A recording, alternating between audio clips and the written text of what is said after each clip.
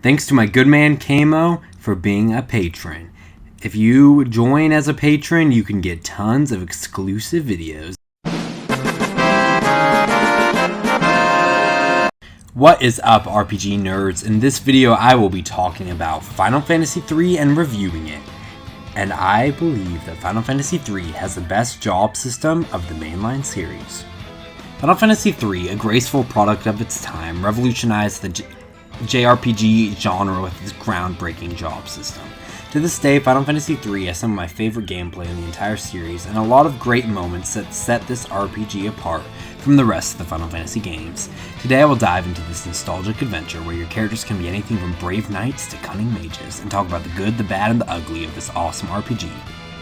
One final thing to note is that this review will be covering both the PSP and Pixel Remaster versions of this game, which are by far the definitive versions of this game, but not the outdated NES version or the mid-DS version or whatever. I think those are the only other versions. But anyway, without further ado, I present to you a Final Fantasy III review, the best job system of the mainline series.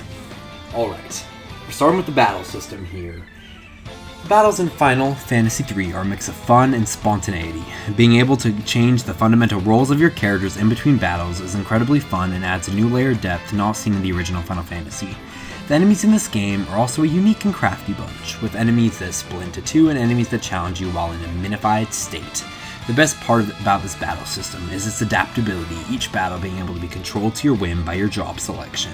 However, even though its customization is awesome and one of my favorite job systems of all time, albeit one of the most simple, this battle system has its flaws. First of all, the pacing is pretty bad. The battles in the PSP version slow with long and rather uninteresting animations. The 2D versions heaps upon heaps of enemies, but without much of a way to devastate them with multi-target magic damage until much later on in the game, something that both Final Fantasy I and Final Fantasy II didn't really have a problem with.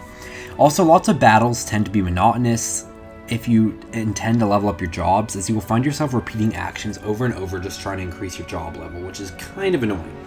On one hand, I really like the idea of the job levels and how it works very well in terms of pacing out the job system and adding a layer of depth. Should I really upgrade my jobs? Or should I just stay with what I've got? So like, should I upgrade to the knight or should I stay with my leveled up warrior? On the other hand, it makes grinding even more of a slog than usual because not only do you have to worry about experience, but you also have to worry about job levels, which is kind of stupid. Another issue found in the battle system in Final Fantasy III is a large amount of random difficulty spikes, and on top of that, bosses that basically require the use of certain jobs, like the Garuda, Salamander, and Hind boss fights. The final complaint is only present in some versions of the game, but the penalty of changing jobs is an absolutely stupid idea.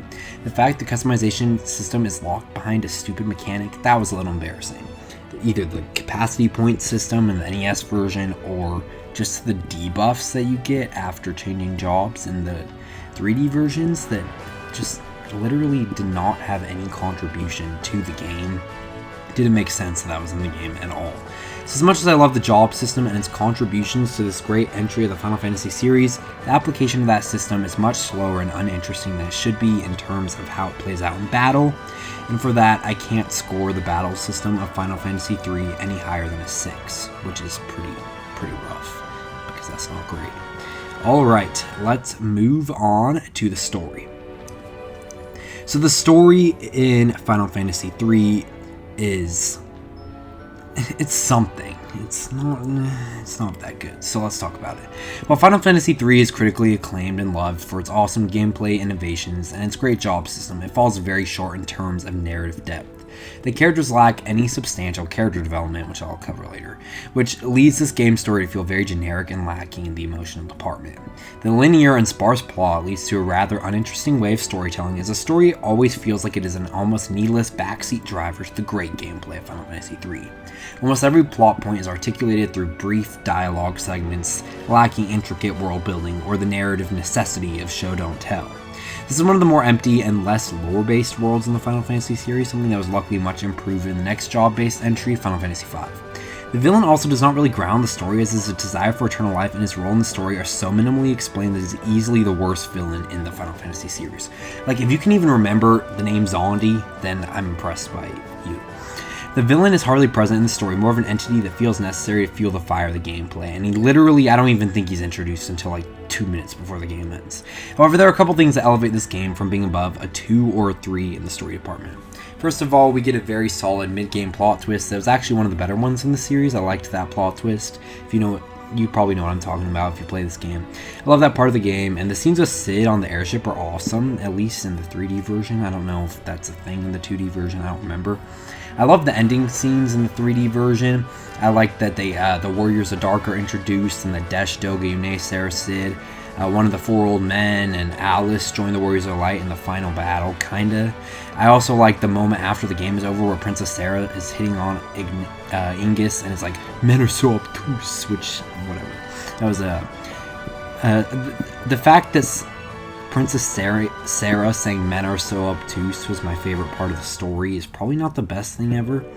But, I mean, there are some good moments here. Like the plot twist, men are so obtuse, some of the endgame like team-ups with temporary characters you've had.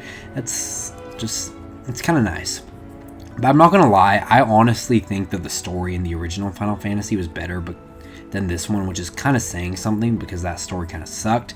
So overall, while this game has 2 really great moments in the middle and the end of the game, overall the story is one of the worst I've seen in RPG to date, which is disappointing since Final Fantasy II was an incredibly compelling game and a very underrated game in the series that I personally like much better than Final Fantasy III. I didn't want to put the story any lower than a 5 because, I mean, it's not the worst thing ever. There are definitely some good moments like Arya's death, Desh's sacrifice, like all these, like there are some good temporary character moments, some good dialogue and all that stuff, so I don't think it deserves lower than a 5 because at least there is a story, and I'm not going to lie, that's pretty nice compared to some of the older games, older RPGs, so I mean I'm not going to complain about that, but it could be a lot better. Alright, let's talk about the next category, which I'm giving 10 out of 10, and that is the music. I've said it many times and I'll say it again, this is my favorite soundtrack of the Final Fantasy series and my 3rd favorite of Nobuo Uematsu's soundtracks. Here are some of my favorite tracks. Aria's theme, a beautiful and hauntingly emotional piece of music that captures the essence of the tragic heroine Aria but simultaneously creates a sense of longing and hope. The Crystal Tower theme, a song that captures the immersive sense of grandeur and mystique of the game's final dungeon. The phenomenal Eternal Wind, the world map theme with undertones of friendship, bravery, and adventure. The town theme, which perfectly creates a warm, whimsical, and cheerful atmosphere for each of the game's towns. Deep under the water, an eerie and immersive song that encapsulates the sense of the unknown that the underwater area brings. The Forbidden Land of Eureka, an enigmatic and otherworldly tune that creates an aura of intrigue and danger in one of the best dungeons of Final Fantasy III. My favorite of all, the Boundless Ocean, a theme that perfectly characterizes the soothing, wondrous area of the ocean. Overall, the music in Final Fantasy III is phenomenal, and in my eyes has never been topped in the Final Fantasy series. Final Fantasy VII and Final Fantasy X come pretty dang close for me, but overall, I can't complain about the Final Fantasy III soundtrack. I just love the amount of amazing themes that are in this game, and I love this soundtrack. Might be the only one on the planet saying that Final Fantasy III is the best soundtrack in the series, but you know what? I'm okay with that because I always have my controversial opinions, and that's what makes making these videos interesting. Alright, next let's talk about the art and graphics, which I'm going to give a 9 out of 10. The Pixel Remaster of this game has some awesome pixel graphics, and the PSP version is awesome. This phenomenal remade art style is casual and cute and fits perfectly with the laid-back tone of Final Fantasy III. While some may argue that Final Fantasy IV's 3D art doesn't fit well with the tone of the game, which I can understand because that game's a bit darker, Final Fantasy III just fits perfectly. It's just, I can't give this a 10 because, well, the DS version looks pretty terrible, I'm going to be honest. It's so pixely, and the NES version pretty bad. But I love the art in the PSP version of this game. I wouldn't score it so high just on its own merits. I just feel like the 3D graphics are so inspired, and it's a fantastic interpretation of what the original NES classic would have looked like if it were to come out later. Like, I feel like these graphics almost like literally fit the game more than the NES graphics fit the game, and that's crazy. Like, I think that the Final Fantasy III graphics are perfect.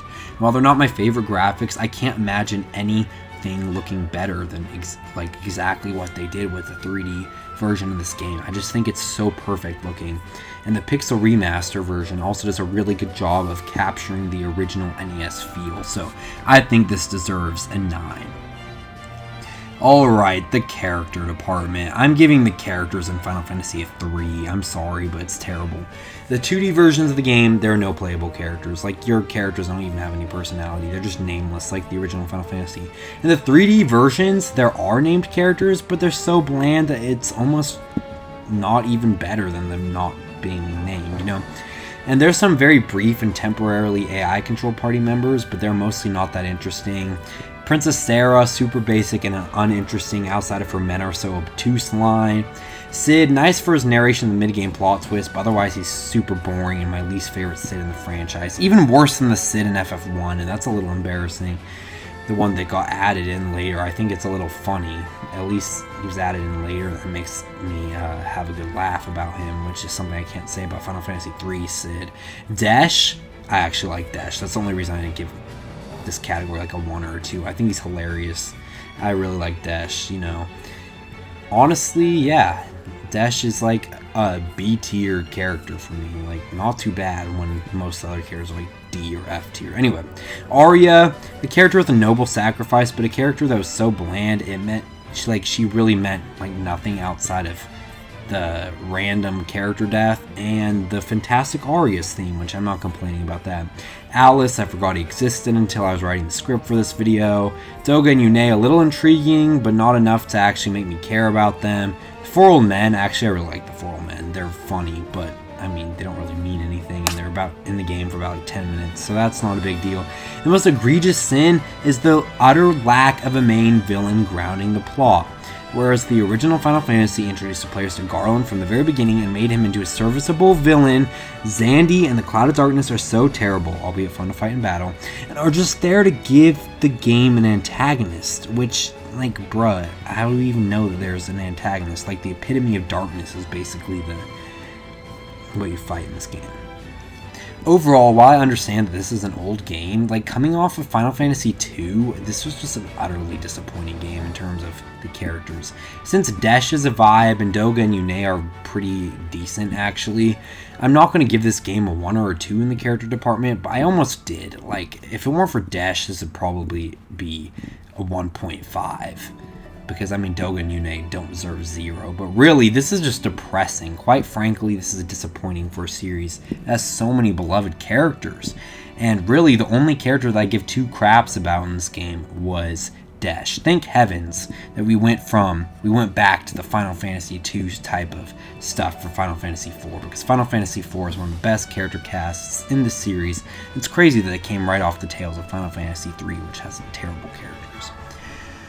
Alright, let's talk about the side quests in Final Fantasy III. Alright, so we've got some good side quests. I mean, nothing crazy, nothing like super standout, but there's some good ones. We've got the job mastery weapons in the 3D versions, which are awesome because of course I maxed out every job because I'm an idiot and I waste my time on dumb things. But yes, I maxed out every job for every character because I'm that person. It took forever because the freaking battle system is the slowest thing ever, so I don't know why I did that. I was stupid. The Forbidden Land of Eureka is really fun. There's a lot of boss fights. Depending on the version, you might get some extra jobs there, aka the Sage and the Ninja, and you can also get a lot of the ultimate weapons there and all that stuff. I really actually like the final dungeons in Final Fantasy III, unlike a lot of people. I feel like the Ancient's Maze plus the Forbidden Land of Eureka plus the Crystal Towers are such an iconic set of locations, and I really like that. I feel like it's like a whole little like end chapter of the game because you like are like grinding up your new jobs and you're really like doing some good shiz. At least that's what I do. Like, I get the Devout and I like grind it up like a million job levels because, you know, I like using the jobs that we get in the end game instead of just not using them like some people do. Anyway, love the Forbidden Land of Eureka and stuff. The Iron Giant, awesome super boss fight. One of my favorites in the series, actually. That's one reason this is not like getting like 5 in the score, because the Iron Giant is actually a really fun super boss, I'm not gonna lie. The Sunken Cave, I guess, is a nice little place underwater where you get some treasures. I don't know, I barely remember that place, but hey, I think you get like a double tomahawk axe or something, which I guess I can't complain about. Unlocking the Onion Knight in the PSP version is kind of fun. Getting the onion equipment from the dragons is pretty cool. Fighting the different summons and beating them up, etc. Like, it's all good.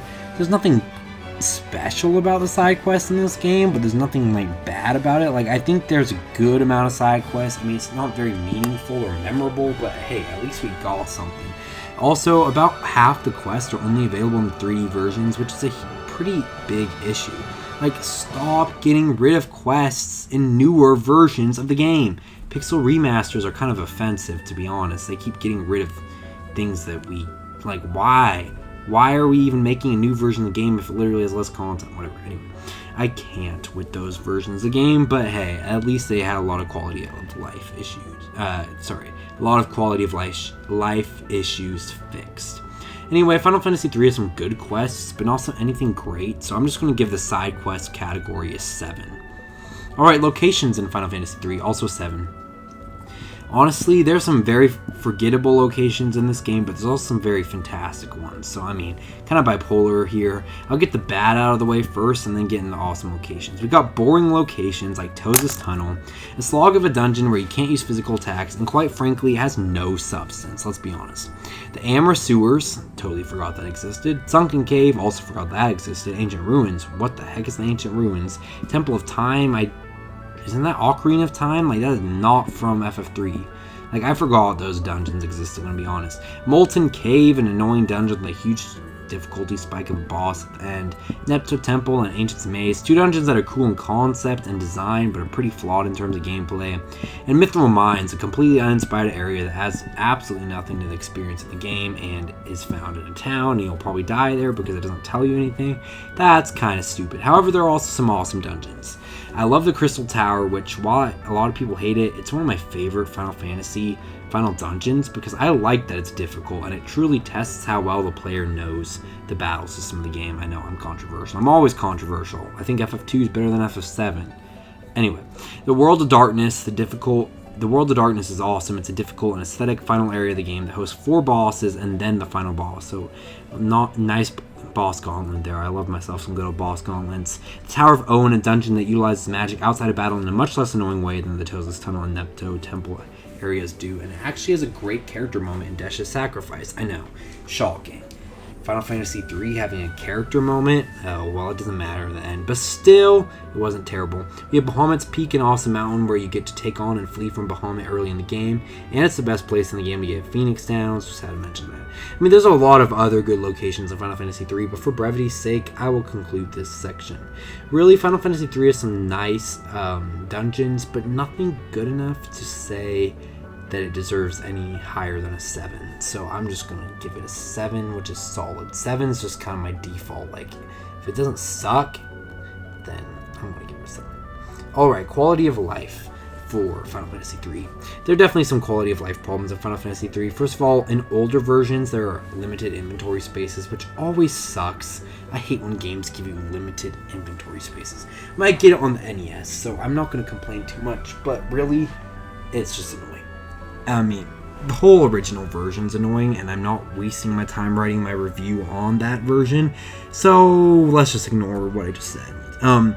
Anyway, so that is not in the PSP and Pixel Remaster versions, but I thought I'd bring it up just in case anyone actually wants to play the NES version. Second of all, some versions of this game limit what you can do with the job system. NES version is a capacity point system, and the PSP version gives you downgrading your stats each time you change a job. The capacity point system is terrible. The latter is not too bad. I don't really think the downgrade in the stats is that big of a deal because, you know, I like to fight battles anyway, so I might as well just fight some battles. There are some... So that's kind of bad, but what really is bad, my least favorite quality of life issue, is when you change between a magical and a physical job. Like, there's no point. You can't do it unless you go right to an inn, because I wish that it would just keep, like, secretly keep your MP, so then when you switched between a physical and a magical job, you would actually have a chance of doing anything unless you had an elixir, and elixirs are not easy to get. Although, like, I don't know, maybe in the Pixel Remaster version there's actually ethers, but definitely are in the PSP version, so that's stupid. That's not very great. Anyway, there's some crazy difficulty spikes in this game, and too many places that require you to use certain jobs, like Toza's Tunnel and Nepto Temple force you to use mages. The Salamander fight basically means you have to get like 3 black mages on your party. The Hind fight basically forces you to use Skull, and the Garuda fight is like 4 Dragoons or nothing, or just try over and over again. I guess you could do what I did and have a white mage, a summoner, and 2 dragoons. I don't know what I was thinking when I was like 8 years old, but that's what I did, and I guess it worked eventually. It took me like 20 tries. I don't know, I was being dumb. Anyway, for me, like, it's not a huge issue because, I mean, I think it's kind of fun that certain jobs are kind of like recommended at times because, like, you know, it's nice to have every job have its uses, but I mean, it kind of ruined the creativity for a lot of people. That sometimes there would have to be like forced in using certain jobs, so that's kind of dumb. While these 3 quality of life issues aren't that big of a deal for me, I know that they've tarnished the experience for a lot of other players. However, I don't think this game is perfect, so let's get into what I really hate. I already talked about the physical and the magical job thing. I mean, it was kind of fixed in Final Fantasy V, so that was nice, but still it wasn't too good. The other issue of the game I had is that it just felt slow. Battles felt slow, the world map traversal wasn't very fun. The one time you actually feel like you're going fast is when you're on board the Nautilus. Like, even the Invincible is a freaking slow airship. I mean, I guess this isn't too big of an issue in the Pixel Remaster, but in the PSP version, I just feel like you go so slow, always. And, I mean, the complete lack of save points is also a big issue, because, you know, some people just want to not have to freaking restart areas if they have to go somewhere. Like, not everyone can just leave their DS in sleep mode for 1,000,000 hours. No one can just leave their PSP on for 1,000,000 hours. And I mean, the Pixel Remaster version, at least there is a quick save, which is not too bad. But I mean, yeah, I don't know. So I'm glad that there were some fixes in the Pixel Remaster, but in like the 3D versions, which I think are the definitive versions, it's just kind of slow, and there's not a lot of save points, so that's kind of frustrating. I mean, I like the PSP version because I don't know, I just love the graphics and all that stuff, but just, like, what happens if you die, or if you accidentally turn off your game preemptively, or if you get a power outage during the Crystal Tower, because I speak from experience, and that's not fun. Overall, this game is pretty well made, but not perfect, so I'm going to give it a 7 in the quality of life department. It's not too bad. It's not as bad as like FF2 in the quality of life department, or like, I don't know, FF9, FF8. Like, it's not the worst Final Fantasy game, the quality of life department, but not too bad. I mean, it's not too great either. Alright. Okay, the actual reason anyone and their grandmothers dogs and their grandmother's goldfish and their grandmother's goldfish fish food actually play this game is because of the customization system. Without this customization system, this game would suck, let's be honest. And I usually put the customization system during the middle of the review, you know, have a sort of climax of sorts, but really, I had to talk about this last because this is what actually makes Final Fantasy III a game worth playing. And it's the reason I've actually beat this game like 2 or 3 times. I had to save the best for last, you know. This is my favorite job system in the series so far. I mean, I haven't played 12 with Zodiac Age, and I haven't played 13, which I think the paradigms are kind of like jobs. I don't really know. I mean, I guess the garbs in Final Fantasy 13-3 kind of sound like jobs too.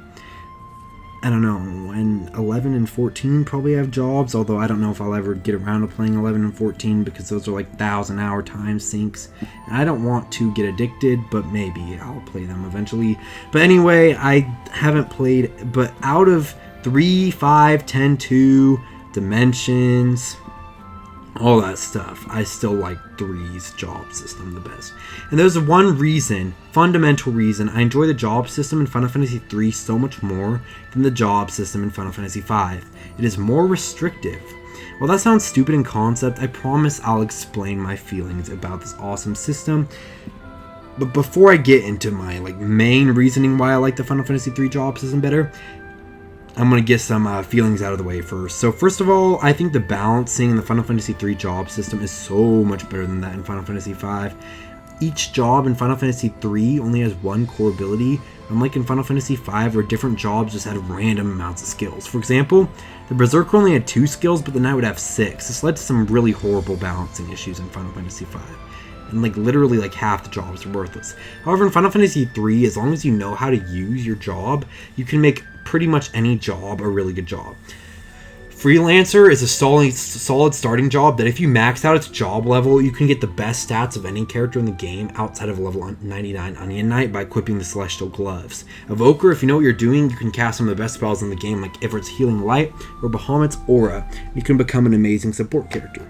Scholar, with the right steals, you can dish out double the magic damage of spells. For example, Chocobo's Wrath casts Flare, but because of item lore, the Scholar can do the most single target damage of any magic class in the game, even if they aren't as accessible as other characters. So yes, that means you can do double the amount of damage of a Magus casting Flare with a freaking Scholar. Like, not enough people think about that. Thief, while stealing isn't all that great outside of Phoenix Downs, the Gungnir, and anything you want to steal to put the Scholar to good use, this iteration of the Thief actually does great damage because of its high agility factoring into a lot of the damage output of the class. And they can unlock any locked door in the game without having to get a bunch of keys, so that's nice. The Red Mage is really good for like the first half of the game, and while they suck for like about 20% of the game, you can get them like later in the game you can equip the ultimate weapon on them, which means that they'll do some good damage and they'll have higher level curing than the Knight, so they can be kind of a more magic focused Knight class, which is honestly pretty solid. But on the other hand, if you think about Final Fantasy V, like, when are you going to be using a Berserker? When are you going to be using a Dancer? When are you going to be using a Beastmaster? When are you going to be using a Dragoon, an Oracle, a Necromancer, or a Thief? Like, why? I mean, some of those, like, a Thief, yes, you can get your good agility boost. Berserker, you can get a good agility boost, or Berserker, you can get a good strength boost. Oracle, you can get a good magic boost. But the only reason you ever use those jobs is to get their stupid innate skills. And Final Fantasy 3, just all of its jobs, if you know what you're doing with them, have good uses. But Final Fantasy 5, no. What is the point of like 90% of these jobs that I just said? Like, I don't understand. Also, outside of the fact that changing job classes waste your MP, which is annoying, I just love Final Fantasy III's magic system. It has my favorite MP system in Final Fantasy. I'm also glad that in Final Fantasy I Pixel Remaster they brought back the charge system, because I love the charge system. I love how you have to manage magic in this way, because like in other games you can just spam your high level magic over and over and over again. But in Final Fantasy III it makes lower level spells actually worth something, because your limited amount of spell charges makes lower level spells viable and worth using, and you actually have to think, oh, should I use a lower level spell here, or should I use a higher level spell? And you got to manage it. Like, it's this idea of like inventory management, which is nice in my opinion, because it just makes a more interesting thing. I can't really think of any magic system that I really like better than the idea of the charge system. It's just amazing. But yeah. Alright, so let's talk about what I was saying. Oh wait, hold up, one more thing. Before I'm talking about the whole restrictiveness thing, I think the jobs are just more interesting in Final Fantasy III, because I love the idea that some of the jobs are upgrades to other jobs, but they're also kind of not upgrades. I don't know. I love the Evoker, for example, because like it has some of the best summon gameplay in the series, even if it was the introduction, because each summon can have 3 outcomes. I love that we get 2 different summoner classes in one game. I love the Viking, who's effectively the coolest tank in the Final Fantasy series, which I love that this game stuck with the job upgrading ideas, and I love that this Viking is like one of the best tanks. I love that we get like can put double shields, put him in the back row, and then he can just tank all the damage in the whole world.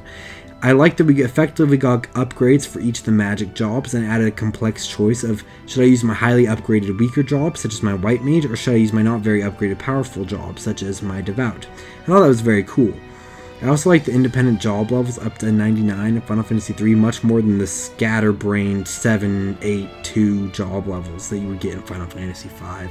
I just did not like how that really worked, and I thought that raising your job level in 3, although kind of grindy, was really cool, and I thought that it made the job system more interesting in Final Fantasy III than 5 in my opinion. I also love that leveling up your jobs impacted your stats, whereas leveling up your jobs in Final Fantasy V didn't really seem to do so much as well as that. However, the restrictiveness is why I like Final Fantasy III's job system better than 5's. So Final Fantasy V, you're basically just the whole game, you're building up to mastering jobs, and you're eventually just going to be a party of 2 mimes and 2 freelancers. Yippee, so fun! Every skill learned is just preparing your characters for the endgame. There's so many broken abilities that the game, Final Fantasy V, just becomes a little boring and trivial. You can bring skills over to other classes, which could have been executed fantastically, but it wasn't, because a singular skill slot does not come with strategicness. The only strategy comes when you have 2 or 3 skill slots of the freelancer or mime, respectively. I can't even go back to this system anymore. It's hard for me to want to ever play FF5 again. When Final Fantasy Dimensions does it better, Blue Dragon does it better, Final Fantasy 3 even does it better, and in Final Fantasy 5 there just felt like there's no balance, and while it really did innovate job systems, it was an archaic model of what was later to come. In contrast, Final Fantasy 3 perfected the idea of the most simple job system in which each job is restricted to its own abilities. I loved how each job only had its same abilities, but it would progressively get more powerful as you leveled it up more. For example, the Viking, as you would level up your job levels, it would increase the chance that your actual Viking power provoke would work. This meant that each job actually felt distinct, and it felt like the jobs are worth switching up until the last second of the game. Whereas in Final Fantasy V, you just want to go get Ranger, you want to get freaking Rapid Fire, then you just want to break the whole game, or you want to just double cast, dual cast with your mimes and with your mimes, you know? In Final Fantasy III, I feel like you actually want to switch up your jobs a lot, because like, you don't keep just one random skill from a different job. No, you actually have to think about, oh, should I change my job for this fight? Should I change my job for this fight? Oh, I'm having a hard time surviving with blank character because I ran out of white magic. So now I'm going to switch him to a Viking with a lot of defense. You know what I'm saying? Like, there are some really cool things here. Also, I just don't really love the conglomerate of freelancer mime gameplay. I don't know. I don't like that this ultimate job kind of ruins the idea of actually wanting to equip any other job. And I didn't like that in Final Fantasy III NES either, with the Sage and the Ninja just being better jobs than everything else. It was a little awkward. I don't know if that was in the Pixel Remaster or not, because I didn't finish the Pixel Remaster. But I don't really like the idea of having the ultimate jobs, because it ruins the idea of experimenting with other jobs. So I thought that was kind of boring. And I just feel like Final Fantasy V's job system, I've just never really loved it that much. It feels like a missed opportunity for me and an unbalanced and archaic version of what other games later perfected. Overall, I adored the perfected simplicity of the Final Fantasy III job system, and I'll always likely believe that it's the most polished, simple, and fun job system in the mainline Final Fantasy game. It isn't as good as the job system found in Final Fantasy Dimensions, Octopath Traveler 2, or Blue Dragon. Blue Dragon is my favorite job system of all time that perfectly blends the systems of 3 and 5 together, but it's perfect for what it is. And this perfection is the reason why I adore Final Fantasy III and have come back to it so often, even if it's not by any means one of the best games in the series. And I give the customization system in Final Fantasy III a 9 out of 10. So what's the verdict for Final Fantasy III? With a fun factor of 8 and a percentage rating of 71%, Final Fantasy III offers a unique and nostalgic adventure with a simple yet groundbreaking job system that I adore.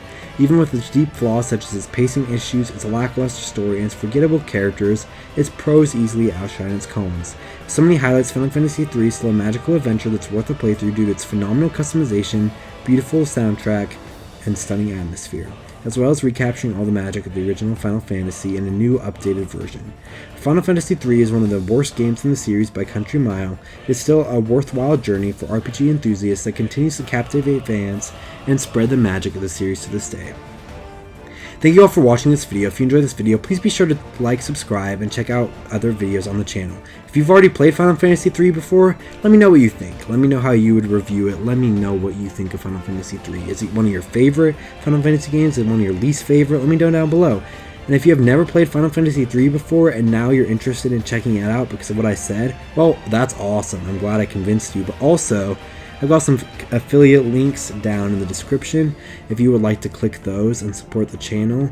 If you are interested in buying the games, if you buy them there, I will be so happy. That would support the channel so much. Thank you if you do that. And I don't have anything else to say. Thank you all for watching and have a fantastic day. Peace out, RPG nerds.